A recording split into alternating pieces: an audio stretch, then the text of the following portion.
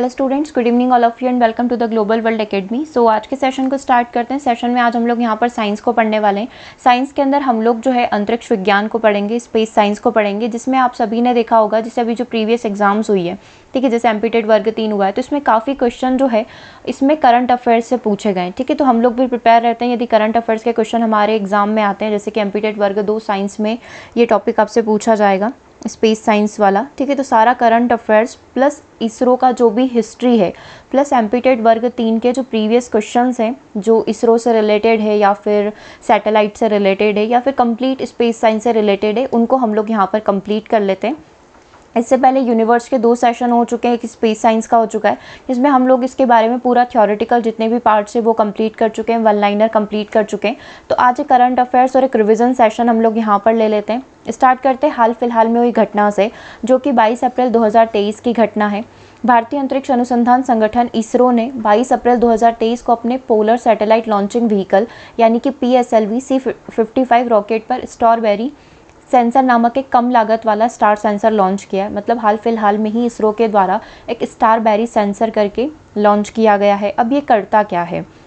भारतीय खगोल भौतिक संस्थान IIA द्वारा विकसित स्टारबेरी सेंस का प्राथमिक उद्देश्य फील्ड ऑफ व्यू की छवि बनाना। जो भी उसने देखा, इस सेंसर ने जो भी सेंस किया, जो भी देखा, उसकी क्या करेगा, ये इमेज बनाएगा। तारों को आइडेंटिफाई करना और अंतरिक्ष यान की दिशा की गणना करना है। जैसे कि स्पेस में जो हमारा विमान है, अंतरिक्ष यान है, उसको किस डायरेक्शन में जाना है, ये कैसे करेगा, ये इस सेंस के थ्रू करेगा। इस सेंसर के थ्रू, स्टारबेरी सेंसर के थ्रू उस चीज़ को सेंस करेगा और दिशा निर्देश देगा कि जो अंतरिक्ष यान है उसको कौन सी डायरेक्शन में जाना है, ठीक है। अब ये स्टारबेरी सेंसर काम कैसे करता है? स्टारबेरी सेंसर अपने फील्ड ऑफ व्यू में सितारों की पहचान करके इंगित दिशा की गणना करता है। सबसे पहले तो वो स्टार को आइडेंटिफाई करेगा, है ना। उसके बाद ये दिशा को देखेगा कि इसको किस दिशा में जाना है।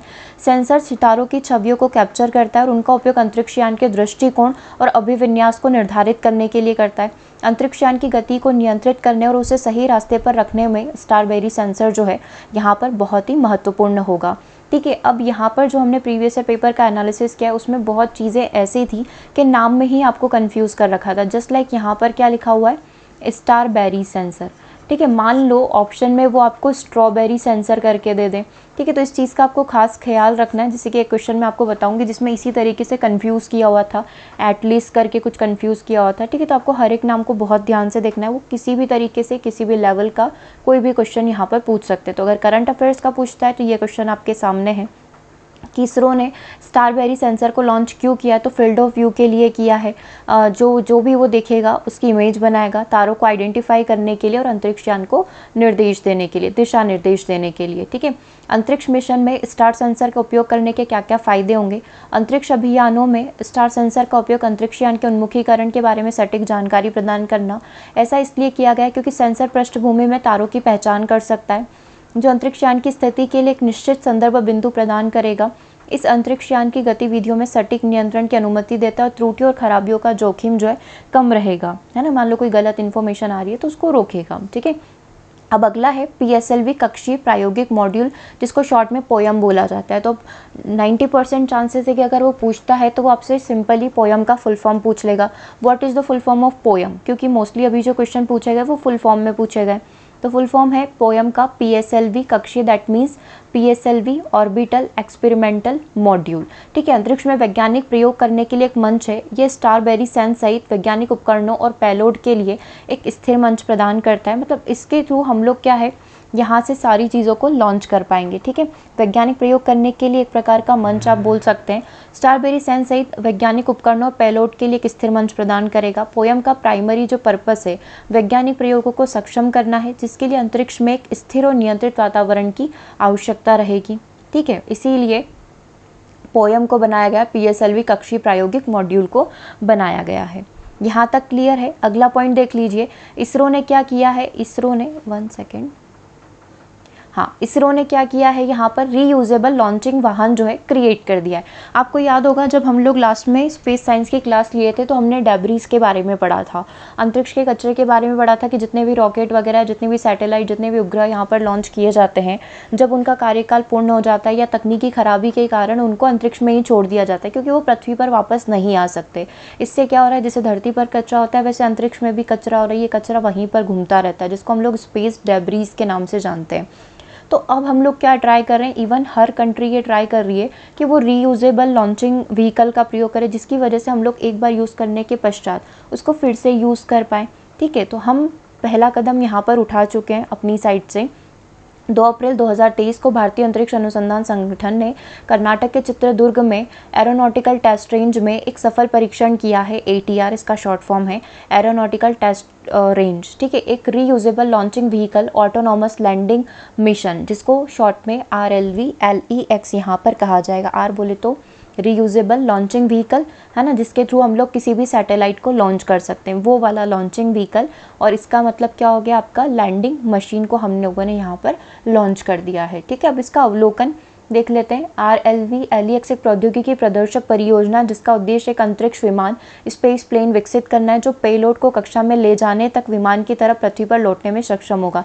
जस्ट लाइक एरोप्लेन नहीं करता है क्या, इंसानों को जहाँ जाना होता है वहाँ छोड़कर वापस से आ जाता है, सेम हम लोग स्पेस में, अंतरिक्ष में भी यही करेंगे कि इसके ऊपर जिस भी उपग्रह को हमको लेकर जाना है, जिस भी सैटेलाइट को लेकर जाना है, हम लोग उसको लेकर जाएंगे, उसको जिस भी कक्षा में स्थापित करना है, मान लो GSLV, जैसे भी जहाँ पर भी आप रखना चाहें पृथ्वी के आसपास, मून पर, मार्स पर, जहाँ पर भी आप रखना चाहें उस सैटेलाइट को आप रखेंगे। और आपका जो PSLV है वो वापस से क्या हो जाएगा, रिटर्न हो जाएगा। जो भी पेलोड रहेगा वो वापस से रिटर्न धरती पर आ जाएगा, जस्ट लाइक कोई भी प्लेन वगैरह करता है। ठीक है, तो जो पेलोड को कक्षा में ले जाने तक विमान की तरह पृथ्वी पर लौटने में वापस से सक्षम होगा। RLV-TD यानी कि टेक्नोलॉजी डिमॉन्स्ट्रेटर अंतिम RLV का एक छोटा सा प्रोटोटाइप है, जस्ट इन्होंने वो बनाया है, एक एक्सपेरिमेंट किया है, जो बहुत बड़ा होगा और चालक दर कार्गो को अंतरिक्ष में ले जाने में सक्षम होगा। RLV-TD 6.5 मीटर लंबा होगा, इसके पंखों का फैलाव 3.6 मीटर होगा और इसका वजन 1.75 टन होगा। ये अंतरिक्ष में जाएगा, जो भी चीज़ें वहाँ रखनी है, जिनको भी छोड़ना है वहाँ छोड़ेगा। ठीक है, चालक दल जो भी होगा वहाँ पर ले जाएगा और वापस रिटर्न आ जाएगा। ठीक है, तो ये RLV-LEX इस प्रकार की इसरो की साइड से प्लानिंग करी गई है।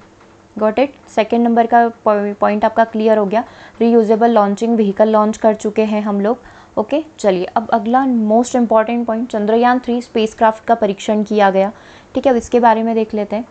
भारतीय अंतरिक्ष अनुसंधान संगठन इसरो ने अपनी अंतरिक्ष अन्वेषण यात्रा में एक और उपलब्धि हासिल करी है। चंद्रयान 3 जो है अंतरिक्ष यान में महत्वपूर्ण परीक्षणों को सफलतापूर्वक प्राप्त कर लिया है और इसके प्रक्षेपण के दौरान कठोर ध्वनिक और कंपन स्थितियों को सहन करने की क्षमता की पुष्टि करता है। मतलब जितने भी, जैसे मोस्टली जो चंद्रयान या जितने भी सैटेलाइट्स होते हैं वो फेल होते हैं वाइब्रेशन के कारण या इनमें कोई एरर आ जाती है। ठीक है, तो इसने क्या कर लिया, सभी चीज़ों को कम्प्लीटली क्रॉस कर लिया, पार कर लिया है। यह महत्वपूर्ण उपलब्धि मिशन को जून 2023 में निर्धारण प्रक्षेपण के कदम की ओर करीब लाती है। मतलब जून 2023 में सक्सेसफुली वो वहाँ पर लैंड कर जाएगा। इसका उद्देश्य क्या है, 2008 में चंद्रयान 1 और 2019 में चंद्रयान 2, राइट। ये चीज़ तो, ये वाला वीडियो तो आई थिंक आप सभी ने देखा ही होगा, है ना, जो काफ़ी वायरल हो रहा था। ठीक है, चंद्रयान 1, चंद्रयान 2 मिशन के बाद चंद्रयान 3 भारत का तीसरा चंद्र अन्वेषण मिशन है जो चंद्रमा पर खोज करेगा। चंद्रयान 3 मिशन का प्राथमिक उद्देश्य चंद्र सतह पर एक सॉफ्ट लैंडिंग को प्रदर्शित करता है। मतलब कैसे भी करके इस सैटेलाइट को हमें क्या करना है, बहुत सेफली लैंड करवाना है मून के ऊपर, जिसे चंद्रयान 2 मिशन में प्राप्त नहीं किया गया था। वो अपनी कक्षा से भटक गया था, आपको ध्यान हो तो, है ना। इस अंतरिक्ष यान में एक लैंडर होगा, रोवर होगा और प्रणोदन मॉड्यूल शामिल होगा जो संचार रिले उपग्रह के रूप में कार्य करेगा। प्रणोदन मॉड्यूल लैंडर और रोवर कॉन्फ़िगरेशन को 100 किलोमीटर की चंद्रमा की कक्षा में ले जाएगा। एक बार चंद्रमा की कक्षा में पहुंचने के बाद लैंडर और रोवर प्रणोदन मॉड्यूल से अलग हो जाएंगे, ये दोनों अलग हो जाएंगे और मेन जिसको हमको पहुंचाना है, ठीक है, सॉफ्टली ये लैंडिंग कर देंगे। इसके बाद लैंडर और रोवर चांद की सतह पर वैज्ञानिक प्रयोग यहाँ पर करेंगे। ठीक है, जो भी उन्हें रिसर्च करनी है चंद्रयान 3 का जो उद्देश्य है वो यहाँ पर ये कंप्लीट करेंगे। ओके, तो ये चंद्रयान 3 का मिशन है, जून 2023 में इसके वहाँ पर पहुँच जाएगा ये। ओके, क्लियर है यहाँ तक। अब अगला है TVD-1 क्या है, ये सारा ही करंट अफेयर्स है, ठीक है। गगनयान मिशन जो है के तहत पहला परीक्षण वाहन टेस्ट व्हीकल डिमोन्स्ट्रेशन है ना, टेस्ट व्हीकल डिमोन्स्ट्रेशन 1 मई 2023 को आयोजित किया जाएगा। इसका उद्देश्य मध्य हवा में अबोर्ड प्रक्रिया, पैराशूट प्रणाली और स्प्लैश डाउन के बाद चालक दल के सदस्यों की रिकवरी का परीक्षण करना है।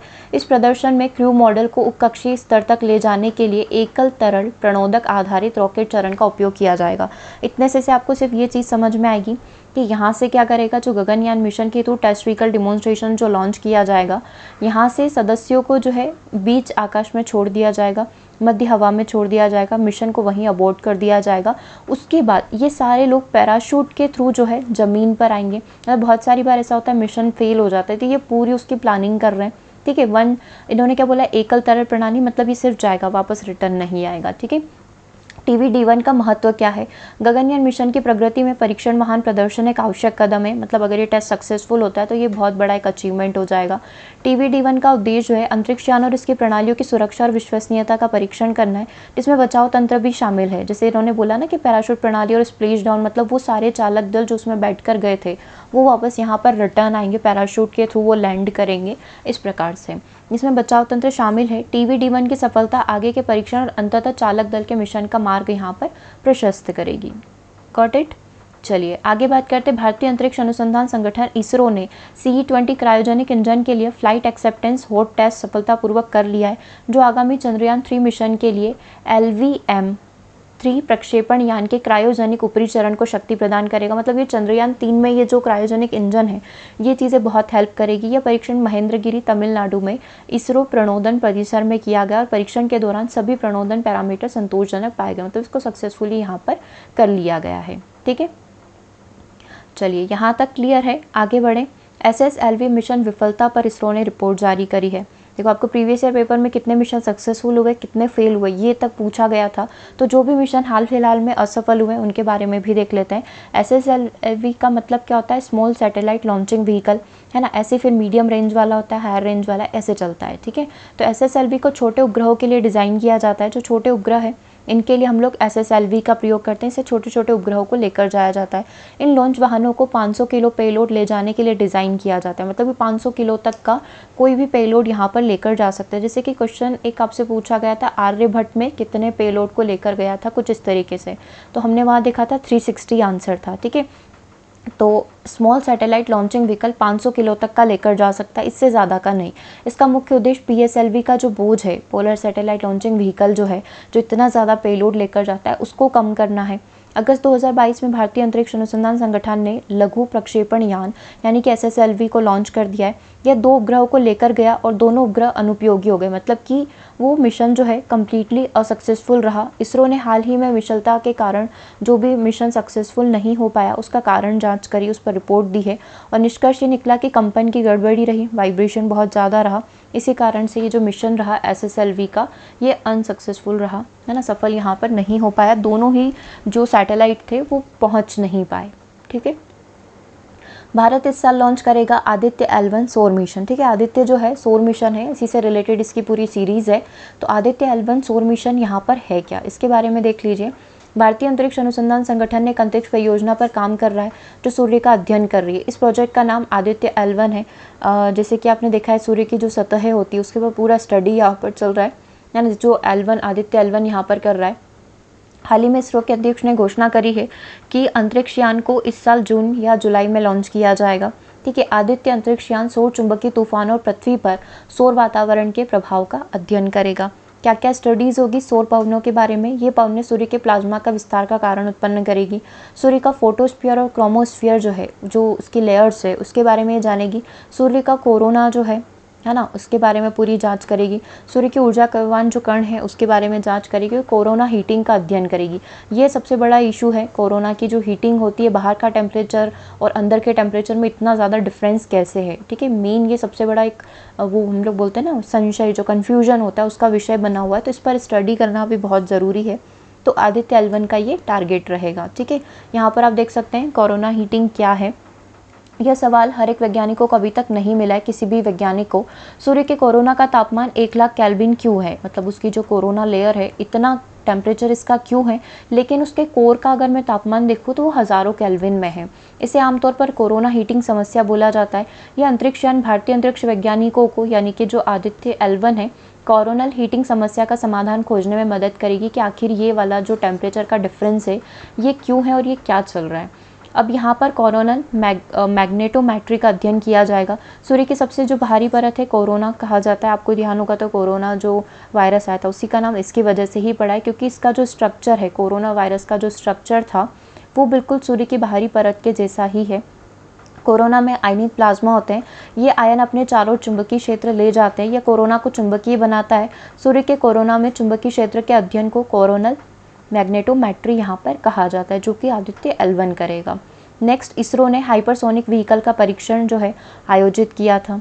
ठीक है, इसरो के द्वारा एकीकृत रक्षा कर्मचारियों के मुख्यालय हेडक्वार्टर ऑफ IDS के साथ मिलकर हाइपरसोनिक वाहन का संयुक्त परीक्षण किया। हाल ही में आयोजित इस संयुक्त ट्रायल रन ने पूर्व निर्धारित लक्ष्यों को सफलतापूर्वक पूरा कर दिया है। एक्चुअल में ये हाइपरसोनिक वाहन है क्या? ये एक ऐसा व्हीकल है जो मैक 5 ध्वनि की गति से भी 5 गुना तेज अधिक गति से यात्रा करने में सक्षम है। ये एक प्रकार का हवाई जहाज, मिसाइल या अंतरिक्षयान है। ठीक है, चीन, भारत और रूस और अमेरिका जैसे देश हाइपरसोनिक मिसाइल विकसित करने में अपनी क्षमता बढ़ाने के लिए काफ़ी ज़्यादा प्रयास कर रहे हैं, जो कि इसरो ने IDS के साथ मिलकर इस पर काम किया है। ठीक है, इसरो ने PSLV C54 से 9 सैटेलाइट्स को यहाँ पर लॉन्च किया है। जैसे अभी स्टार्टिंग में लोग C55 की बात कर रहे थे, PSLV C55 की। ठीक है, तो यहाँ पर C54 ये अलग अलग सीरीज चलती है इनकी। ठीक है, इसने क्या करा है, ध्रुवीय उपग्रह प्रक्षेपण यान PSLV C54 का उपयोग करके 9 सैटेलाइट को एक उपग्रह के अंदर जो है कक्षा के अंदर स्थापित कर दिया है। इस मिशन के दौरान अर्थ ऑब्जर्वेशन सैटेलाइट 06 और 8 जो नैनो सैटेलाइट्स है, 8 नैनो सैटेलाइट है और एक EOS 06 को इन्होंने लॉन्च किया है। मेन जो है आपका EOS 06 है, ये करेगा क्या? ये महासागरों की निगरानी के लिए लॉन्च की गई ओशन सेट श्रृंखला की तीसरी पीढ़ी का भारतीय उपग्रह होगा। तो अगर आपसे पूछ लिया जाए EOS 6 क्या है, तो बेसिकली ये जो है अभी लॉन्च किया गया इसरो के द्वारा, किसके थ्रू? PSLV C54 के थ्रू। ये क्या करेगा? ऊपर से महासागरों की देखरेख करेगा। ठीक है, ओशन सेट की ये तीसरी पीढ़ी की भारतीय उपग्रह है। ठीक है, चलिए, आज़ादी सेट अंतरिक्ष में इसरो का सबसे छोटा रॉकेट होगा।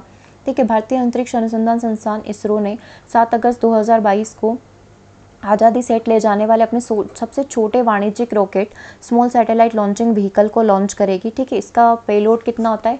लेस देन 500 होता है। ठीक है, इससे कम का ये लेकर जा सकता है ना। इससे अंतरिक्ष में तिरंगा फहराने के लिए लॉन्च किया जाएगा। इसे सतीश धवन अंतरिक्ष केंद्र श्रीहरिकोटा से लॉन्च किया जाएगा। अच्छा, ये इतना इंपॉर्टेंट क्यों है? ये इसलिए है क्योंकि भारत के आज़ादी का अमृत महोत्सव के उत्सव को चिन्हित करने के लिए SSLV आज़ादी सेट नामक एक सहयात्री उपग्रह लेकर जाएगा। ठीक है, यह विशेष रूप से 75वें स्वतंत्रता दिवस की उत्सव के लिए इस चीज़ को रेडी किया गया है। ठीक है, अंतरिक्ष में तिरंगा फहराने के लिए, और इसका नाम क्या है? आज़ाद सैटेलाइट। ठीक है, क्लियर है, आज़ाद सेट इसका नाम है। चलिए आगे बात करते हैं। आज़ादी सेट में क्या होगा? 75 पेलोड शामिल होंगे। ये पेलोड भारत के 75 ग्रामीण सरकारी स्कूलों की 750 युवा छात्राओं के द्वारा बनाया गया, इसलिए इतना खास है। ये 8 किलोग्राम का एक क्यूब सेट होगा। 75 पेलोड में से प्रत्येक का वजन लगभग कितना होगा? 50 ग्राम होगा। यह मिशन फैम्टो प्रयोगों को संचालित यहाँ पर करेगा। चलिए आगे देखते हैं। 2024 में इसरो शुक्र ग्रह के लिए मिशन को लॉन्च करने वाला है। मार्स पर काम कर चुके, अब बात है शुक्र पर काम करने की। इसरो ने दिसंबर 2024 में शुक्र के लिए एक अंतरिक्षयान लॉन्च करने की योजना बनाई है। शुक्र की सतह के नीचे क्या है, इसका अध्ययन करना है। शुक्र के वातावरण का अध्ययन करना है। ठीक है, सक्रिय ज्वालामुखी, हॉटस्पॉट और लावा प्रवाह सहित सतह प्रक्रिया और उथले उप सतह स्ट्रेटोग्राफी की जाँच करने के लिए जो है इसको लॉन्च किया जाएगा। कब? 2024, मतलब कोई दिसंबर 2024 में। CEOS कॉस्ट संयुक्त राष्ट्र ने इसरो NOAA परियोजना का समर्थन किया। हाल ही में संयुक्त राष्ट्र संघ ने एक बहुराष्ट्रीय परियोजना का समर्थन किया है, जिसे committee on earth observation satellite coastal observation application service and tool, जिसका शॉर्ट है CEOS कॉस्ट कहा जाएगा। ये जो है कार्यक्रम का नेतृत्व इसरो और अमेरिका से NOAA कर रहे हैं। इस कार्यक्रम का उद्देश्य उपग्रह और भूमि आधारित अवलोकनों के बारे में सारी जानकारी एक दूसरे को प्रोवाइड करना है। ठीक है, तो बस इसमें आप फुल फॉर्म देख लीजिए और किसके सहयोग से हो रहा है। UN प्लस इंडिया इसको वर्क कर रहा है इस पर। ठीक है, क्लियर है यहाँ तक? एक बार सब इसका फुल फॉर्म देख लीजिए, फिर हम लोग आगे बढ़ते हैं।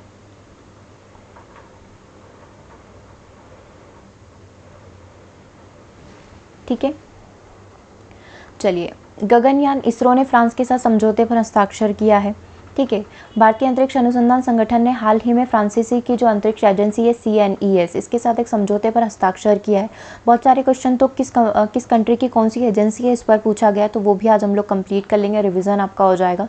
CNES का अर्थ है सेंट्रल नेशनल डी, या फिर हम लोग देखें national centre for space studies. ठीक है, इस समझौते के अनुसार CNES भारत के पहले मानव अंतरिक्ष मिशन गगनयान में जो है भारत की मदद करेगा। और अभी गगनयान वाला एक क्वेश्चन आपने देखा ही था, एक करंट अफेयर्स आपने देखा ही था कि ये क्या रिसर्च कर रहा है, ये इस पर एक वो वाली चीज़ कर रहा है कि ये अगर अंतरिक्ष में चालक दल जाता है और अगर सिक्योरिटी से या कोई ऐसे दिक्कत आती है सुरक्षा पर्पज से, तो वो कैसे वहाँ पर वापस से अर्थ पर लैंड करेंगे, कैसा पैराशूट का यूज़ करना है, वो सारी चीज़ें इसमें बताई गई थी। ठीक है, तो वो सक्सेसफुली यहाँ पर हो चुका है। तो अब हम लोग रेडी हैं गगनयान मिशन के लिए। ठीक है, तो इसके लिए फ्रांस के साथ इसने हस्ताक्षर किए हैं। नेक्स्ट पॉइंट की यहाँ पर बात कर लेते हैं। नेक्स्ट पॉइंट को देखिए, भारत और फ्रांस तीसरे संयुक्त अंतरिक्ष मिशन पर काम कर रहा है। भारत और फ्रांस तीसरे पर काम कर रहा है। मुख्य बिंदुओं में कई फ्रांसीसी कंपनियों सरकार द्वारा अंतरिक्ष क्षेत्र में हाल के सुधारों द्वारा प्रदान किए गए अवसरों का लाभ उठाने के इच्छुक है। फ्रांस जो है अंतरिक्ष का सबसे बड़ा साझेदार यहाँ पर माना जाता है। ठीक है, तीसरे मिशन पर ये लोग काम कर रहे हैं। चलिए आगे देखते हैं। स्पेस एक्स ने एक रॉकेट से 143 सैटेलाइट को यहाँ पर लॉन्च कर दिया है। अभी तक हम लोगों को पता था कि ये जो रिकॉर्ड था इंडिया के पास है, लेकिन अब ये अमेरिका के पास चला गया है। एलन मस्क की मूल कंपनी स्पेस एक्स ने एक नया विश्व रिकॉर्ड बना लिया है। इसने एक रॉकेट फॉल्कन से 9 रॉकेट्स, एक फॉल्कन 9 रॉकेट से 143 उपग्रहों को लॉन्च कर दिया है। नए रिकॉर्ड के साथ स्पेस एक्स ने इसरो का रिकॉर्ड तोड़ दिया है, जिसने 2017 में एक साथ 104 सैटेलाइट को लॉन्च किया था, लेकिन अब एलन मस्क ने कितने कर दिए, 143 सैटेलाइट को यहाँ पर लॉन्च कर दिया है। ठीक है, तो अब ये रिकॉर्ड भारत के पास नहीं है। चलिए अब कुछ इसरो के बारे में थोड़ा सा डिटेल देख लेते हैं, है ना, फिर हम लोग इसके MCQs पर चलेंगे।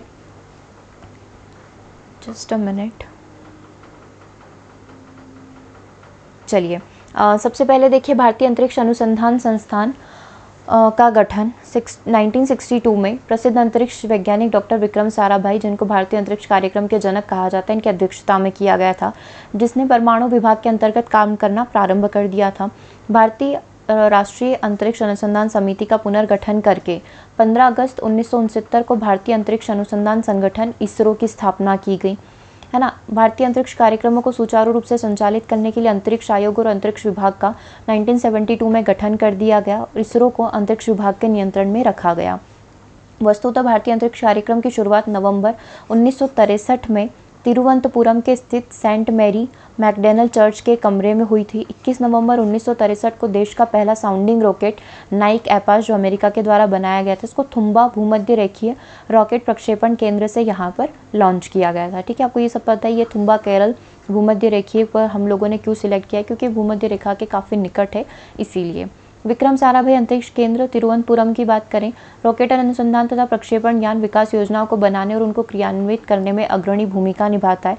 अभी तक के जितने भी प्रक्षेपण यान है, SSLV, small satellite launching vehicle, polar satellite launching vehicle, geo synchronous satellite launching vehicle इसी केंद्र से विकसित किए गए। इसरो उपग्रह केंद्र बेंगलोर, इस केंद्र में उपग्रह परियोजना को डिजाइन, निर्माण, परीक्षण और प्रबंध का कार्य किया जाता है। अंतरिक्ष उपग्रह केंद्र अहमदाबाद, इस केंद्र में प्रमुख कार्यों में दूरसंचार व टेलीविजन में उपग्रह का प्रयोग, प्राकृतिक संसाधनों का सर्वेक्षण और प्रबंधन के लिए दूर संवेदन, मौसम विज्ञान, भूमापन, पर्यावरण पर्यवेक्षण आदि चीजें सम्मिलित है। ठीक है, शार केंद्र हरिकोटा की बात कर लेते हैं। ठीक है, यह इसरो का प्रमुख प्रक्षेपण केंद्र जो आंध्र प्रदेश के पूर्वी तट पर स्थित है। भारतीय प्रक्षेपण यान के ठोस ईंधन रॉकेट के विभिन्न चरणों का पृथ्वी पर परीक्षण तथा प्रणोदक का प्रसंस्करण भी यहीं पर किया जाता है। द्रव प्रणोदक प्रणाली केंद्र, यह बंगलोर, तिरुवनंतपुरम, बेंगलोर और महेंद्रगिरी में इसकी अलग अलग ब्रांचेज हैं। यह केंद्र इसरो के उपग्रह प्रक्षेपण यानों को उपग्रह के लिए द्रव ईंधन से चलने वाली चालक नियंत्रण प्रणाली और इंजन के डिजाइन, विकास और आपूर्ति के लिए कार्यरत है। इसरो टेलीमेट्री निगरानी एंड नियंत्रण नेटवर्क, यह नेटवर्क का मुख्यालय तथा उपग्रह नियंत्रण केंद्र बेंगलोर में स्थित है। श्रीहरिकोटा, तिरुवनंतपुरम, बेंगलोर, लखनऊ, पोर्ट ब्लेयर और मॉरिशस में इसके भू केंद्र है। इसका प्रमुख कार्य इसरो के प्रक्षेपण यान, उपग्रह मिशन तथा अन्य अंतरिक्ष एजेंसियों को टेलीमेट्री निगरानी और नियंत्रण की सुविधाएं प्रदान करना है। ठीक है, ये इसके टारगेट है। ठीक है, अब देख लेते हैं मुख्य नियंत्रण सुविधा हासन, इनसेट उपग्रह ने प्रक्षेपण के बाद की सभी गतिविधियां यथा उपग्रह कक्षा में स्थापित करना, केंद्र से उपग्रह का नियमित संपर्क स्थापित करना। एक बार आपने लॉन्च कर दिया उसके बाद जितने भी महीने वो रहता है या जितना भी उसका टाइम पीरियड होता है वो सारी चीज़ें देखना कर्नाटक स्थित मुख्य नियंत्रण सुविधा के पास है। इसरो का दूसरा मुख्य नियंत्रण सुविधा केंद्र मध्य प्रदेश के भोपाल में 11 अप्रैल 2005 को स्थापित किया गया था। ठीक है, क्लियर है यहाँ तक। चलिए अब यहाँ पर देख लेते हैं इसरो जड़त्व प्रणाली इकाई जो कि तिरुवनंतपुरम के अंदर स्थित है ना। ये क्या करती है, प्रक्षेपण यानों और उपग्रहों के लिए जड़त्व प्रणाली का विकास करती है। भौतिक अनुसंधान प्रयोगशाला जो कि अहमदाबाद के अंदर स्थित है, ये पूरा रिसर्च वगैरह करती है। राष्ट्रीय सुदूर संवेदी एजेंसी जो कि हैदराबाद के अंदर स्थित है। अंतरिक्ष विभाग के अंतर्गत कार्यरत ये एजेंसी उपग्रह से प्राप्त आंकड़ों का उपयोग करके पृथ्वी के संसाधनों की पहचान करना, वर्गीकरण करना और निगरानी करने के लिए जिम्मेदारी निभाती है। इसका प्रमुख केंद्र बालानगर में है। इसके अतिरिक्त देहरादून स्थित दूर संवेदी संस्थान भी राष्ट्रीय दूर संवेदी एजेंसी का एक ही अंग यहाँ पर माना जाता है। क्लियर है यहाँ तक। चलिए अब कुछ सैटेलाइट की बात हम लोग यहाँ पर कर लेते हैं। सबसे पहले स्पुतनिक 1 की बात करते हैं। 4/10/1957 को इसको लॉन्च किया गया था। ठीक है, अक्टूबर में 4 अक्टूबर 1957 को पूर्व सोवियत संघ ने अंतरिक्ष में प्रमोचित सबसे पहला उपग्रह था ये। स्पुतनिक 2 की बात करें 3/11/1957 को किया गया था। अंतरिक्ष में जीवित कुत्ते लाइका को ले जाने वाला पहला सैटेलाइट था ये। ठीक है, स्कोर की बात करें तो 18/12/1958 को लॉन्च किया गया था। 18 दिसंबर 1958 को अंतरिक्ष में स्थापित किया हुआ पहला संचार उपग्रह है। चलिए लूना 3 की बात कर लेते हैं। 4/10/1959 को इसका अचीवमेंट ये था कि पहला अंतरिक्ष यान जिसने चंद्रमा के उस पृष्ठ के चित्र भेजे जो पृथ्वी से नहीं दिखाई देते, ये लूना 3 ने किया था। वोस्टॉक प्रथम 12/4/1961 को इसका अचीवमेंट ये है कि मानव द्वारा पहली अंतरिक्ष यात्रा की गई थी। 12 अप्रैल 1961 को इसने पृथ्वी का परिक्रमण किया था। किसने? यूरी गागरिन ने। क्लियर है यहाँ तक। वोस्टॉक 6 की बात करें 4/12/1963 की है। पूर्व सोवियत संघ की वैलेंटाइना टेरिशकोवा प्रथम महिला अंतरिक्ष यात्री बनी थी जिसने ट्रैवल किया था वोस्टॉक 6 के थ्रू। इंटेलसैट की बात करें 6/4/1965 का है ये। व्यावसायिक उपयोग के लिए पहला संचार उपग्रह यहाँ पर लॉन्च किया गया था। वैनेरा 3 की बात करें तो 16/11/1965 की घटना है। पहला अंतरिक्ष यान जो किसी अन्य ग्रह अर्थात शुक्र ग्रह पर उतारा गया था। मतलब 1965 में हम लोग शुक्र पर भी उतार चुके थे। लूना 9 21/10/1968 का है। चंद्रमा के तल पर सफलतापूर्वक उतरने वाला पहला अंतरिक्ष यान बना। सोयूज 4 की बात करें सबसे पहला प्रयोगात्मक अंतरिक्ष केंद्र।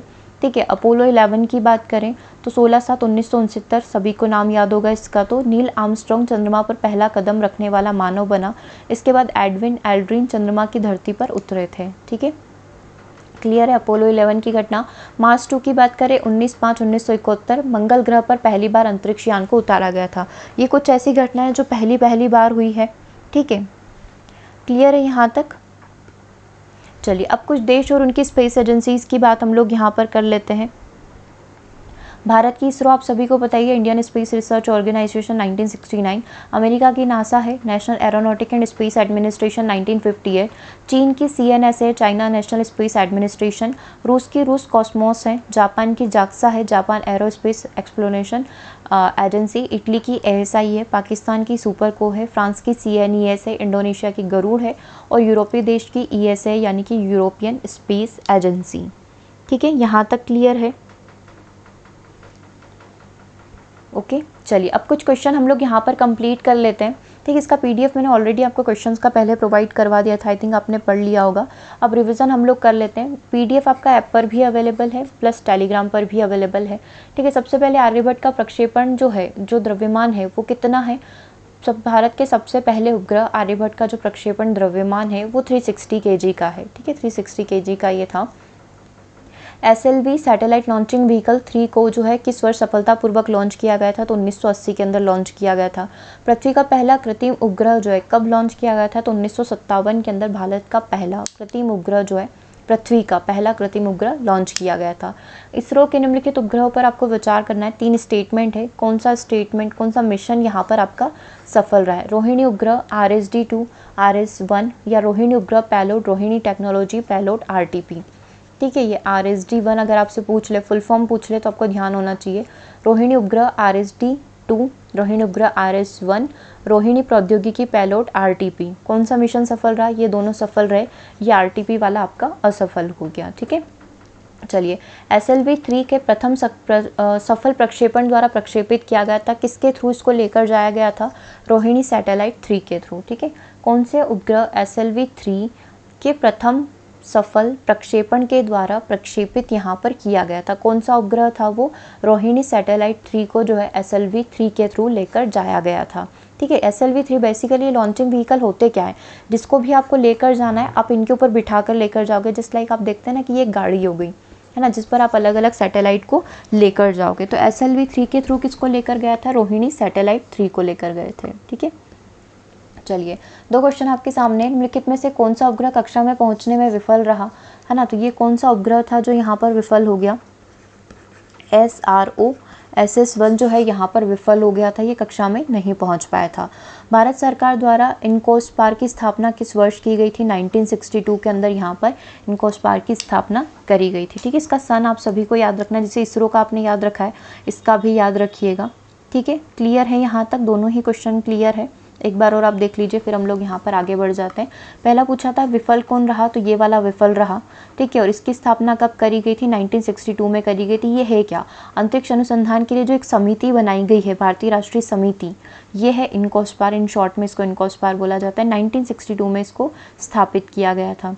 निम्नलिखित में से, चलो ये वाला क्वेश्चन तो हमने कर ही लिया, रोहिणी सैटेलाइट 3। निम्नलिखित में से कौन सा उपग्रह कक्षा में पहुंचने पर विफल रहा? तो SRO-S1 जो है ये विफल हो गया था। ठीक है, क्लियर है यहाँ तक? चलिए ये वाला क्वेश्चन देखिए आप, ये वाला तो हम लोग कर चुके हैं। निम्नलिखित में से कौन सी अंतरिक्ष एरोस्पेस एजेंसी ने, यहाँ पर क्या लिखा हुआ है? Which of the following space agency is not correctly match with its country, मतलब कौन सी इसकी कंट्री से सही मैच यहाँ पर नहीं करती? CNES फ्रांस की, बिल्कुल सही बात है। लेपन इंडोनेशिया की है। CNSA जो है ये चाइना की, ये भी बिल्कुल सही है। गलत क्या है? DLR एजेंसी जो है डेनमार्क की है। ये चीज़ यहाँ पर गलत है और यही आपको क्या करना था? आंसर करना था। क्लियर है यहाँ तक? एक बार इसको अच्छे से देख लीजिए, फिर हम लोग आगे बढ़ जाते हैं। चलिए, ये जर्मन की है। DLR जो है ये भी ध्यान रख लीजिएगा, ये जर्मन की स्पेस एजेंसी है DLR। ठीक है, चलिए आगे बात करते हैं। इसरो के निम्नलिखित अंतरिक्ष यान पर आपको विचार करना है। सबसे पहला आपका चंद्रयान 1 है, दूसरा मार्स ऑर्बिटल स्पेसक्राफ्ट है। हमको क्या पूछा गया? विच of the above was launch using a PSLV। इन दोनों में से किसको PSLV के थ्रू लेकर गए थे? है ना, पोलर सैटेलाइट लॉन्चिंग व्हीकल के थ्रू लेकर गए थे। तो चंद्रयान 1 को भी PSLV लेकर गया था और मार्स ऑर्बिटल स्पेसक्राफ्ट है, दोनों को ही कौन लेकर गया है अपने साथ? PSLV पर बैठ कर गए हैं दोनों। ठीक है, क्लियर है यहाँ तक? जो कि कितने तक का पेलोड लेकर जा सकता है? मोर देन 500 का। ठीक है, चलिए निम्नलिखित में से कौन सा न्यू स्पेस इंडिया लिमिटेड का कार्य है?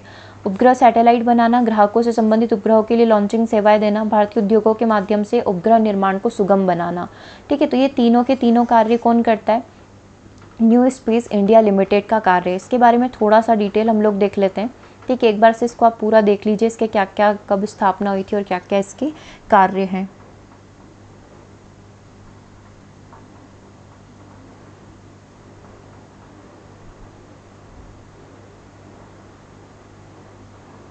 देखो 6 मार्च को इसको बनाया गया था। 2019 कंपनी अधिनियम 2013 के तहत भारत की पूर्व स्वामित्व वाली सरकारी कंपनी के जो है कंपनी के तहत अंतरिक्ष विभाग का एक प्रशासनिक नियंत्रण इसने लिया है। ठीक है, आप यहाँ पर देख सकते हैं कि इसके प्रमुख व्यावसायिक क्षेत्र, इसका कार्य क्या क्या है। ध्रुवीय उपग्रह प्रक्षेपण यान PSLV का उत्पादन और SLV उद्योग से जो है ये अपना पूरा क्षेत्र ये हैंडल करते हैं। अंतरिक्ष आधारित सेवाओं का उत्पादन और विपणन करना, है ना, प्रक्षेपण सेवा और अंतरिक्ष आधारित अनुप्रयोग जैसे ट्रांसपॉन्डर लीजिंग, दूरस्थ संवेदन और मिशन समर्थन सेवाएं देना, उपग्रहों का निर्माण करना और उपयोगकर्ता की आवश्यकता के अनुसार उसका अवलोकन करना, इसरो केंद्रों द्वारा विकसित प्रौद्योगिकी का स्थानांतरण, इकाइयों और अंतरिक्ष विभाग के गठन, संस्थान की स्थापना वगैरह करना, ये सारी चीज़ें NSIL यहाँ पर देखती है। विपणन प्रौद्योगिकी और उत्पादों से बाहर स्पिन सेवाएं एवं इसरो गतिविधियों से बाहर निकलने के लिए जो जो भी चीज़ें आवश्यक होती है, मतलब वही सारी चीज़ें पूरा मैनेजमेंट जो है अब यहाँ पर कौन देख रहा है? NSIL new space India limited company को दिया गया है। जितनी भी परामर्श सेवाएं होती है वो सारी की सारी किसके थ्रू मिलती है? NSIL के थ्रू। जैसे सैटेलाइट बनाना, ग्राहकों से संबंधित उपग्रहों के लिए लॉन्चिंग सेवाएं प्रदान करना, भारतीय उद्योगों के माध्यम से उपग्रह निर्माण को सुगम बनाना। जैसे बाहर से किसी कंपनी से हमको कोई भी डिवाइसेस, कोई भी सामग्री चाहिए तो हम लोग बाहर कंपनी से लाकर सैटेलाइट को यहाँ पर बनाएंगे। ठीक है, जो भी हमें चाहिए उसके लिए हम लोग इसका प्रयोग कर सकते हैं। ठीक है, चलिए टर्ल्स का पूर्ण रूप क्या है ना, what is the full form of TERLS that was set up by a predecessor organisation of ISRO. इसका फुल फॉर्म यहाँ पर क्या है, तो टर्ल्स का फुल फॉर्म है Thumba equatorial rocket launching station. ठीक है, ये आपका टर्ल्स का फुल फॉर्म रहेगा। ठीक है, Thumba equatorial rocket launching station जो कि केरला के अंदर स्थित है। 2013 में लॉन्च किया गया उपग्रह मिशन सरल जो है, इसका फुल फॉर्म आपको बताना है। इसका फुल फॉर्म क्या है, सैटेलाइट विथ आर्गोस एंड एल्टिका। ठीक है, यहाँ पर मैं आपको बता रही थी कि इसमें बहुत कन्फ्यूजन होता है। देखो इसने एल्टिका लिखा है लेकिन इसका स्पेलिंग गलत लिखा है इन्होंने, तो हम लोग जल्दबाजी में ये करके ना आ जाए क्योंकि इसने आर्गोस तो सही लिखा है। ठीक है, बस ये गलत लिखा है। इसका फुल फॉर्म अल्टिका है और यहाँ पर लिखा हुआ है इन्होंने अल्टेक। ठीक है, क्लियर है यहाँ तक? तो आपको पूरे नाम और ध्यान से देखने पड़ेंगे। चलिए, ये चीज़ आपने पढ़ ही ली है, कौन सी एजेंसी कहाँ की है। ठीक है, सरल का आपने देख ही लिया है। ओके, एरियल 1 निम्नलिखित में से किस देश का पहला सैटेलाइट था, तो ये यूके का फर्स्ट सैटेलाइट था जिसका नाम था एरियल 1। निम्नलिखित में से किसे इसरो के जो है वर्कशोर ऑफ इसरो कहा गया है, which of the following is known as the workhorse of ISRO. ठीक है, ये अभी ज़्यादा टाइम पुरानी बात नहीं है, इसरो को ये उपाधि दी गई है ना। तो इसमें से किस लॉन्चिंग व्हीकल को ये उपाधि यहाँ पर दी गई है, तो ये दी गई है PSLV, क्योंकि ये हमारी मतलब बोल सकते हैं अपनी इंडिया की ताकत है, क्योंकि बहुत सारी अदर कंट्रीज़ के सैटेलाइट भी हम लोग हमारे यहाँ से हमारे जो लॉन्चिंग व्हीकल है इससे हम लोग लॉन्च करते हैं, इसीलिए जो है इसरो को उपाधि दी गई है वर्क हॉर्स ऑफ इसरो। ठीक है, तो PSLV आपका करेक्ट हो जाएगा। न्यू स्पेस इंडिया लिमिटेड को लेकर है ना, who has the administrative control of new space India limited. इसका जो कंट्रोल है या इसका जो नियंत्रण है वो किसके पास है, DRDO के पास है या फिर department of space government of India के पास है। ठीक है, तो अब यहाँ पर या तो DRDO हो सकता था या फिर अंतरिक्ष हो सकता था, है ना। तो आपको क्या करना है, जब भी ऐसे ऑप्शन आए तो बिल्कुल ध्यान से, अगर नहीं भी याद है तो भी आप एक तुक्का लगा सकते हैं जो कि 50-50 आपका करेक्ट हो सकता है। ठीक है, तो न्यू स्पेस इंडिया लिमिटेड जो है कम्प्लीटली गवर्नमेंट ऑफ इंडिया जो है इसको हैंडल करती है, DRDO इसको हैंडल नहीं करता है। DRDO अपने आप में अलग है, NSIL अपने आप में अलग है, इसरो अपने आप में अलग है ना। तो ये सारी चीज़ें इंडिविजुअल है। ठीक है, तो NSIL किसके अंडर में आता है, department of India, department of space जो कि गवर्नमेंट ऑफ इंडिया के अंडर में आता है। निम्नलिखित में से कौन सा उपग्रह जो है पृथ्वी अवलोकन यानी कि which among the following earth observation satellite was launch most recently by ISRO. ये क्वेश्चन जो अभी मैंने आपको करंट अफेयर्स में पढ़ाया था और यही क्वेश्चन आपका एमपीटेड वर्ग 3 में पूछा हुआ है, दैट इज EOS 03। क्लियर है यहाँ तक?